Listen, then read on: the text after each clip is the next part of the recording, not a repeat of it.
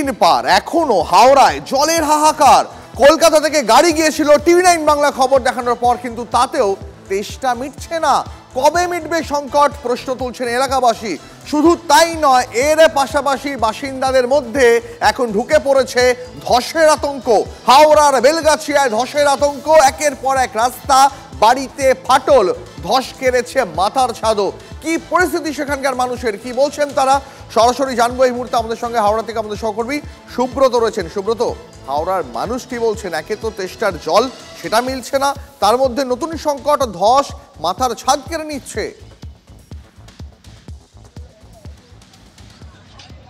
একেবারেই দ্বীপ, দেখো প্রায় 4 দিনে পড়তে চললো। আজকে কিন্তু এখানে পরিস্থিতিটা কোনো রকম বদল হয়নি। বিগত 3 দিন ধরে যা পরিস্থিতি ছিল, আজকেও 4 দিনের মাথায় সেই একই পরিস্থিতি। উল্টে ফাটল বাড়ছে, যে ধস তা বাড়ছে। আমি তোমাকে আমার ক্যামেরা পার্সনকে একটু বলবো এই দিকটা দেখাতে। এই যে ডাম্পিং গ্রাউন্ডের এই যে ডাম্পিং গ্রাউন্ডের যে ময়লা বোঝাই করে রাখার যে পদ্ধতি, সেই পদ্ধতির গলতের জন্যই কিন্তু এরকম ঘটনা ঘটছে।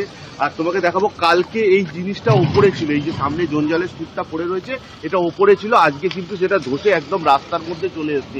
ফলে যে কোনো মুহূর্তে কিন্তু এই যে জঞ্জালের পাহাড়, তা কিন্তু যে কোনো মুহূর্তে রাস্তার মধ্যে নেমে আসতে পারে। ফলে মানুষের জনজীবন যেমন ব্যাহত হচ্ছে, অন্যদিকে সকাল থেকেই জলের হাহাকার চলছে এখনো। আমি একজনের সঙ্গে কথা বলে নেবো, বালতি হাতে ঘুরে বেড়াচ্ছে, জল পাচ্ছেন না। আপনি কি জল পেয়েছেন? না, জল আসেনি আজকে? না, এসেছিল সব শেষ হয়ে গেল। আমাদের কটা গাড়ি? একটা গাড়ি এসেছে। দেখো, প্রায় 3,500-এর মতো মানুষ যেখানে থাকে, যেখানে জলকষ্টে ভুগছে হাজার হাজার মানুষ, সেখানে একখানা গাড়ি পাঠিয়েছে। যাক, মানে কি বিবেচনা করে এই গাড়ি পাঠানো হচ্ছে আমি মাথায় আসছে না। মানুষ নাজেহাল হচ্ছে, জল পাচ্ছে না। ছোট ছোট বাচ্চাদের নিয়ে তারা রাস্তায় ঘুরে বেড়াচ্ছে। আমি আরেকটু কথা বলে নেবো, কি প্রশাসনের তরফ থেকে কোনো আশ্বাস দেওয়া হয়েছে? না, কিছু হচ্ছে না, কিছু হচ্ছে না। কি করে যাবে, আমাদের তো কারেন্ট এসছে? না, কারেন্ট তো আসেনি। তাহলে এখন কি করবেন? জল কোথায় পাবেন? ওই দেখছি কোথায় পাওয়া যায় বাচ্চাদের। প্রশাসনের সঙ্গে কথা বলেছেন? না। দেখো দ্বীপ, একেবারেই বোঝা যাচ্ছে পরিস্থিতি কতটা মানে গুরুতর হয়ে উঠেছে। মানুষজন বালতি হাতে, মহিলারা এলাকার, তারা বাচ্চাদের নিয়ে ঘুরে বেড়াচ্ছেন, জলের খোঁজের চেষ্টা করছেন। কিন্তু একখানা গাড়ি পাঠানো হয়েছে সকালে, যে গাড়ি কিন্তু পর্যাপ্ত পরিমাণে জল এখানকার মানুষদের দিতে পারেনি। তাই একটা স্বাভাবিক মানুষের চাহিদা যে এই তীব্র গরমে তারা একটু পানীয় জল পাবেন, তারা মাথার উপর একটা ছাদ পাবেন, তাদের বাড়িতে কারেন্ট থাকবে, এটা তো খুব ন্যূনতম একটা চাহিদা।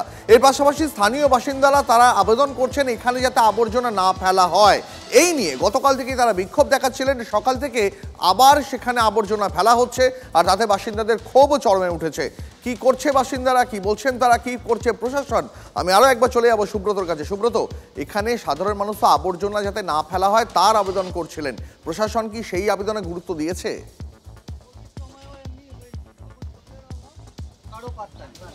একেবারেই দেখো তুমি দীপ, আমি যেটা তোমাকে প্রতিবেদনের লেখাটা পাঠিয়েছিলাম, যে লেখা মানে যে চিত্রটা এখানে উঠে আসছে, গতকাল কিন্তু এখানে এই যে রাস্তা ফাটল ধরে গেছে, চির খেয়ে গেছে, মানুষজন নাজেহাল হয়ে পড়ছে, জল নেই, বিদ্যুৎ নেই, থাকার বাসস্থানটুকুও হারিয়েছে, মাথার উপর ছাদ নেই, মানুষ একেবারে নাজেহাল করেছে। এখানে ব্যবসাদারদের দোকান ভেঙে গেছে, জীবন জীবিকা সবকিছু একেবারে এখানে স্তব্ধ হয়ে পড়েছে। প্রশাসনের দেখা নেই। এই যে গাড়ি কিন্তু একটা পাঠানো হয়েছিল সকালে, যে গাড়ির জল শেষ হয়ে গেছে, মানুষ তারপর জলের জন্য হাহাকার। কিন্তু সুব্রত, প্রশাসন তো ভালোভাবেই জানে যে ওখানে কতজন মানুষ থাকেন। খোদ পুরমন্ত্রী টিভি9 বাংলা খবর দেখানোর পরে কলকাতা থেকে জল বোঝাই গাড়ি পাঠিয়েছিলেন, তা সত্ত্বেও স্থানীয় বাসিন্দারা বলছেন তারা পর্যাপ্ত জল পাচ্ছেন না। প্রশাসন কি করছে এই মানুষগুলোর জলের তেষ্টা মেটানোর জন্য? প্রশাসন কি করছে? দেখো, প্রশাসনের দেখা বলতে গতকাল মন্ত্রী অরূপ রায় এসেছিলেন, গত পরশু দিন মন্ত্রী মনোজ তিওয়ারি বা এখানকার স্থানীয় বিধায়ক মনোজ তিওয়ারি এসেছিলেন, এবং এখানকার যা জলের ব্যবস্থাটা করুন আশ্বাস আর আশ্বাস দিয়ে। দাদা একটু কথা বলবো, দাদা একটু কথা বলে নেবো। জল কি পাচ্ছেন? না, জল ভালো মতো পাওয়া যাচ্ছে। কিভাবে প্রশাসন কোথায় জানিয়েছে? লোক জানিয়েছে, আগে তো এদিকে নিয়ে ব্যস্ত, জলের ব্যবস্থাটা একেবারে দেখো, প্রতিটা মানুষ কিন্তু একই কথা বলছে, প্রশাসনের দেখা নেই, শুধুমাত্র আশ্বাস। এলাকায় ঘুরে যাচ্ছেন, প্রতিশ্রুতি দিচ্ছেন, যার কোনো ফল হচ্ছে না। ফলে তোমাকে দেখাবো আরেকবার, এই যে রাস্তা, এই রাস্তাটি কিন্তু এখনো গতকাল বিক্ষোভের পর আজও কিন্তু সেই ডাম্পার হাওড়া শহরের ময়লা বোঝাই করা ভারী ভারী ডাম্পার এই ভাঙাচোরা রাস্তা দিয়ে আজও কিন্তু যাতায়াত করছে, ফলে মানুষজন আতঙ্কিত হয়ে পড়েছেন। যে কোনো মুহূর্তে কিন্তু আবার বড় ধরনের কোনো ডিজাস্টার হতে পারে, ধস করে নামতে পারে। এখানে জলের একেবারে সুব্রত আমাদের সঙ্গে থাকো, আমি তোমার কাছে আসবো। তবে গতকাল মন্ত্রী অরূপ রায় তিনি কি বলেছিলেন শোনাই দর্শকদের একবার। আমরা দেখছি কিভাবে কি করা যায়, আমি এক্ষুনি কোনো মন্তব্য করতে পারবো না। তবে আমি বলছি তো সরকার এই সমস্ত পরিবারের পাশে আছে। যে ছবি দেখাচ্ছিলাম হাওড়ার আপনাদের, হাওড়ায় 3 দিন কেটে গেছে, এখনো জল সংকট তীব্র চরমে। সাধারণ মানুষ তারা বলছেন পানীয় জল নেই, তারা একটু খাবার জলের জন্য হাহাকার করছেন। এই নিয়ে বিজেপি নেতা দিলীপ ঘোষ তিনি কি জানিয়েছেন শোনাবো আপনাদের। দেখুন, বহুদিনের পুরনো সাপ্লাই লাইন সেগুলো রিপেয়ার হয় না, সেগুলো বদল হয় না, হঠাৎ মাঝে মাঝে ফাটছে, হাইওয়ে ধসে যাচ্ছে, এ ধরনের বহু দুর্ঘটনা ঘটছে এবং ওখানকার মানুষ ভয়ের মধ্যেও আছেন, সমস্যার মধ্যেও আছেন। ভয়ে কেউ দেখা করতে যাচ্ছেন ওনাদের সঙ্গে, কান্নাকাটি করছেন। এই ধরনের ঘটনা যদি যেখানে সেখানে হয়ে যায় তো মুশকিল। ব্রিটিশ আমলের লাইন এখন হয়তো অনেক জায়গায় সারাই হয়নি বা কেউ খোঁজও করে না, রিপেয়ারিং করে না, রিভিউ করার দরকার আছে। শুনলেন বিজেপি নেতা দিলীপ ঘোষের বক্তব্য। ছবি দেখাচ্ছিলাম আপনাদের হাওড়ার, এই মুহূর্তে হাওড়ার বাসিন্দারা তারা বলছেন 3 দিন পেরিয়ে গেল, এখনো কেন পানীয় জলের যে চাহিদা এই তীব্র গরমের মধ্যে, আজ না হয় টেম্পারেচার একটু নেমেছে, কিন্তু গত 2-3 দিন ধরে যে তীব্র গরম, সেই তীব্র গরমে একটু পানীয় জলের চাহিদা, খুব বেশি চাহিদা কি। আমি আরেকবার চলে যাবো, আমাদের সহকর্মী সুব্রত রয়েছেন আমাদের সঙ্গে। সুব্রত, স্থানীয় মানুষের সঙ্গে একটু কথা বলতে চাই, তারা কি বলছেন পানীয় জল যেটা ন্যূনতম তাদের পাওয়ার চাহিদা, সেই পানীয় জল তারা পাচ্ছে না, কি বলছেন তারা? একেবারে দেখো, একেবারে আমি একটু কথা বলে নেবো। দিদি, সকাল থেকে কি জল পেয়েছেন? পেয়েছেন, এখন পাওয়া যাচ্ছে? এখন কোথায় জল নেই তো এখানে? শেষ হয়ে গেছে, জল শেষ হয়ে গেছে, জলের সমস্যা হচ্ছে তো? জলের সমস্যা, মানুষ তো প্রচুর, জল তো পাচ্ছেন না। পাচ্ছে না। কি বলছে প্রশাসন, কিছু জানাচ্ছে কখন? হ্যাঁ, জলে আসছে, কমে যাচ্ছে, ফিরু নিয়ে আসছে। দেখো, আমি আরেকটু কথা বলে নেওয়ার চেষ্টা করবো। এই যে গরম বাড়ছে এবং এখানে জলের কষ্ট মানুষের, এখানে স্থানীয় মহিলারা বালতি হাতে করে বসে রয়েছেন। দিদি, জল পেয়েছেন? জল এসছিল? এখন আছে জল? আছে, জল পেয়েছেন? জল আছে।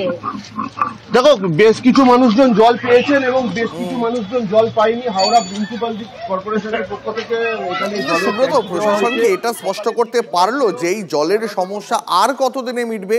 এই গরমে পানীয় জল পাচ্ছেন না সাধারণ মানুষ, আর কতদিনে তাদের এই চোখের জল, সেই চোখের জল মোছা যাবে? এখনো পর্যন্ত কোনো সদুত্তর পাওয়া যাচ্ছে না। যে পাইপ লাইন ভেঙেছে তাতে করে কিন্তু উত্তর হাওড়ার 14টি ওয়ার্ড, সেখানে কিন্তু পানীয় জলের সমস্যা হয়েছে। গতকালই আমরা দেখেছি মানুষজন বালতি হাতে করে সেখানে মিছিল করেছেন, পথ অবরোধ করেছিলেন। আজও কিন্তু সকালবেলা এখানে জল দেওয়া হয়েছে। উত্তর হাওড়ার 14টি ওয়ার্ডে যেমন মানুষ জলকষ্টে ভুগছে, সেরকম বেলগাছিয়া এই অঞ্চল, শিবপুরের বেশ কয়েকটি ওয়ার্ড যেখানে জলের সমস্যা রয়েছে। পুরসভার তরফ থেকে জলের ট্যাঙ্ক পাঠানো হচ্ছে এবং তা সত্ত্বেও যে সংখ্যক মানুষ রয়েছে, প্রায় 10 থেকে 15,000 মানুষ এফেক্টেড রয়েছে এই পাইপলাইন ফেটে যাওয়া ধস নামাতে। তারা কিন্তু জলের সমস্যা ভুগছেন, কিন্তু যে পানীয় জল পাঠানো হচ্ছে তা পর্যাপ্ত একেবারেই নয়, যার জেরে মানুষের সমস্যা হচ্ছে। দিদি, জল পেয়েছিলেন সকালবেলা? পেয়েছিলেন, এখন আছে জল এলাকায়? এখন আছে, তো গাড়ি লাগে। দেখো, যে গাড়িগুলি দেওয়া হয়েছে আজকে সকালে, সেই গাড়ি থেকে তারা জল সংগ্রহ করেছেন, নিয়েছেন এবং পরবর্তীকালে আবার জলের সমস্যা হতে পারে। দেখা যাক যে বেলা বাড়ার সঙ্গে সঙ্গে জল আসে কিনা এখানে। তবে উত্তর হাওড়ার যে পাইপ লাইন এখান থেকে জল সরবরাহ করা হতো, সেই পাইপ লাইনে ফাটল ধরার ফলে উত্তর হাওড়ার 14টি ওয়ার্ড এফেক্টেড হয়ে রয়েছে। মানুষের সমস্যা হচ্ছে। বেলগাছিয়া অঞ্চল, শিবপুর অঞ্চল, যেটা তোমাকে বলছিলাম, পর্যাপ্ত পরিমাণে পানীয় জলের সমস্যা রয়েছে। বিদ্যুৎ নেই, মাথার উপর ছাদ নেই, মানুষ কিন্তু আতঙ্কে রয়েছে। প্রশাসনের দেখা নামমাত্র, আশ্বাস দেওয়া চলছে, আশ্বাসের ওপর আশ্বাস দেওয়া হচ্ছে, কোনো কাজ হচ্ছে না এই মুহূর্তে। একেবারে সুব্রত, অনেক ধন্যবাদ তোমাকে নজর রাখো পরিস্থিতির উপরে। দেখুন, হাওড়ার বেলগাছিয়ায় ত্রাহি ত্রাহি রব জলের জন্য বাড়ি ঘর ছেড়ে খোলা আকাশের নিচে মানুষ এসে দাঁড়াচ্ছেন। হাওড়ার ভাগাড়ের ছবি দেখে অনেকের মনেই প্রশ্ন, আচ্ছা কলকাতাতেও কি এমনটা ঘটতে পারে? ধস নামতে পারে কলকাতার ধাপা চত্বরে? কি বলছেন বিশেষজ্ঞরা, কি বলছে পুরসভা? দেখুন TV9 বাংলার স্পেশাল রিপোর্ট।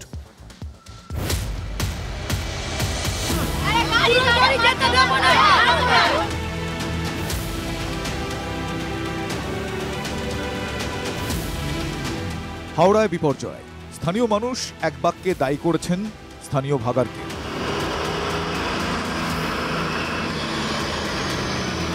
সঠিক রক্ষণাবেক্ষণের অভাবেই নাকি ভাগাড়ে চাপ বেড়েছে, যার ফল এই ধস। টিভি9 বাংলার সঙ্গে হাওড়ার বেলগাছিয়ার ভাগাড় অঞ্চল পরিদর্শন করে টাউন প্ল্যানার বিমান বন্দ্যোপাধ্যায় সরাসরি আঙুল তুলেছেন হাওড়া পুরসভার প্রশাসনিক দক্ষতার দিকেই।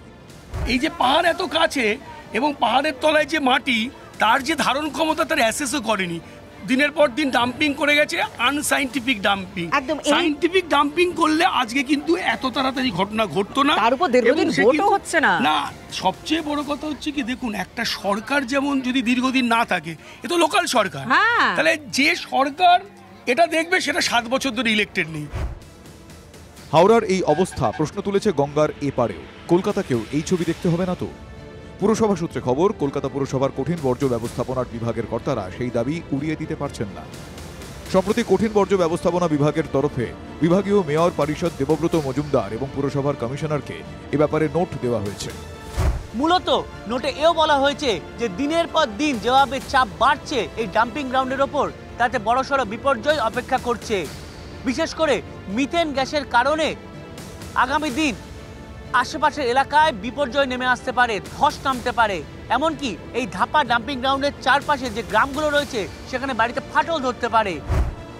মিথেন গ্যাস ও ধাপায় আগুন লাগার কথা একেবারে উড়িয়ে দিচ্ছেন না কলকাতা পুরসভার mayor in council Debabrata Majumdar. Methane গ্যাসটা যখন বেরোলে এমনি বাতাস গরম থাকে অনেক বেশি, তখন আগুন লাগার সম্ভাবনাটা বেশি থাকে বলে আমরা সেই সময় প্রতিবারই ওইখানে আমাদের জলের গাড়ি গিয়ে জল দেয়। তার জন্য আমাদের এখানে এটা সমস্যা হয়নি, কারণ আমরা আগের থেকে এটা অনেক প্রিপেয়ার্ড এবং তার বিরুদ্ধে আমরা যথাযথ ব্যবস্থা নিই। কলকাতার পাশাপাশি বাইপাসের ধারের ধাপার মাঠে বিধাননগর, নবদিগন্ত, পানিহাটির বর্জ্য এসে পড়ছে। এই পুরসভাগুলোর জঞ্জাল ফেলার পরিকাঠামো তৈরি না হওয়ায় এই এলাকাগুলোর আবর্জনা ফেলা হয় কলকাতা পৌরসভার ডাম্পিং গ্রাউন্ডে।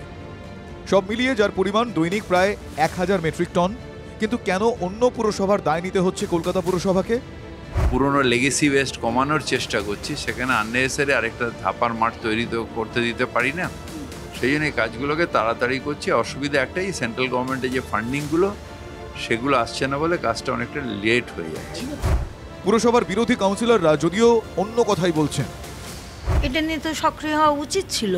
রোজই তো এর গল্প হামেশা হাউসে তুলছেন আমাদের এমআইসি OSWM থেকে। উনি কোথায় জমি দেখে রেখেছেন, এটাকে বন্ধ করে দিয়ে ওখানে চলবেন। এটা তো ভয়াবহ, কারণ আগামী দিন হবেন উনি যদি ওখান থেকে এখানে শিফট না করান। আপনি জঞ্জালের জন্য ধস নেমেছে তো, হ্যাঁ?